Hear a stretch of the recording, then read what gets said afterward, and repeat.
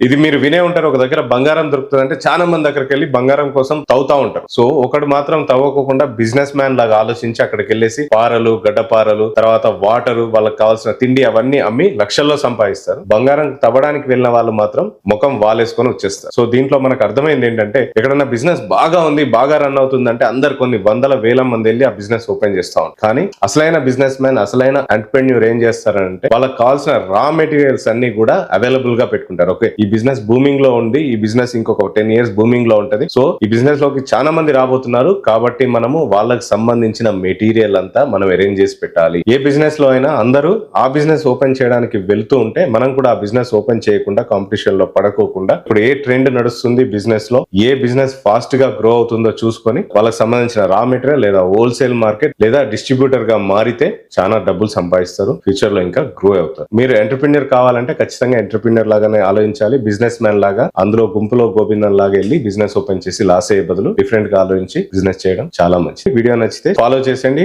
Share చేసేయండి. Thank you so much.